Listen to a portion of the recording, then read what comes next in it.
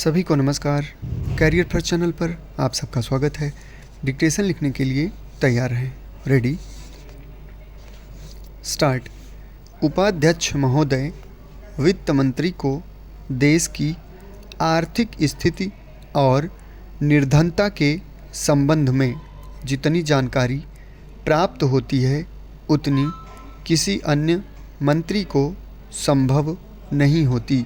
Budget बनाते समय वैसे तो बजट में आय व्यय का ब्यौरा होता ही है, लेकिन मूल रूप में देश की आर्थिक नीतियों में किस प्रकार का परिवर्तन हो तथा किस मार्ग पर वह देश को चलाना चाहते हैं, सरकार का लक्ष्य क्या है, इन सब नीतियों का बजट में विवरण होता है।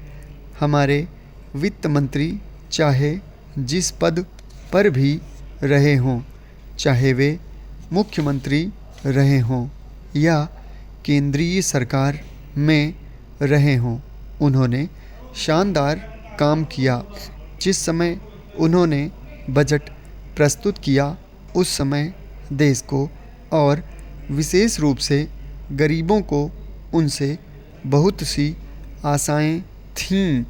देश में लगभग 6 लाख गांव हैं। उनमें जो बेरोजगारी है, गरीबी है, उसके संबंध में देश की जनता को उनसे बड़ी आशाएं थीं और जनता देखना चाहती थी कि इस अवसर पर सरकारी नीतियों के द्वारा देश को वे क्या मार्गदर्शन देना चाहते हैं। इस दृष्टि से 3 महत्वपूर्ण बातें इस समय देश के सामने थीं। देश का आर्थिक विकास तेजी से हो, अधिक लोगों को काम मिल सके और मूल्यों में स्थिरता आए। जहाँ तक इन 3 उद्देश्यों का संबंध है, हमने देखा कि उस ओर कुछ प्रयत्न हुए हैं।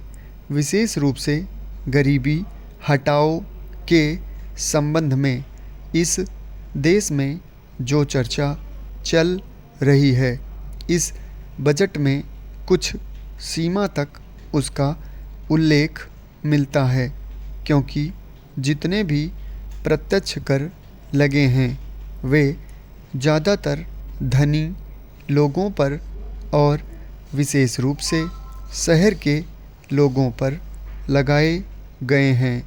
इस तरह से जो एक प्रकार की आर्थिक असमानता हमारे देश में चल रही है, उसको दूर करने का प्रयत्न अवश्य किया गया है।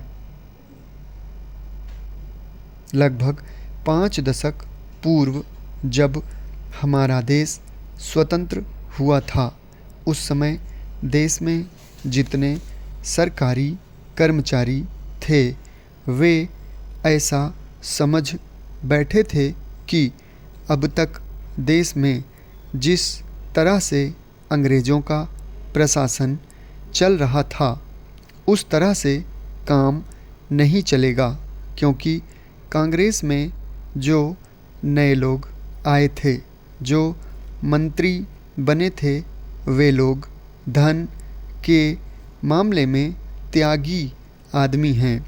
धन से उनको मोह नहीं है, लेकिन बाद में उन्होंने देखा कि हमारे मंत्री लोग भी उसी तरह से शानदार जीवन पसंद करने लग गए जिस तरह से अंग्रेज करते थे। समाप्त। धन्यवाद।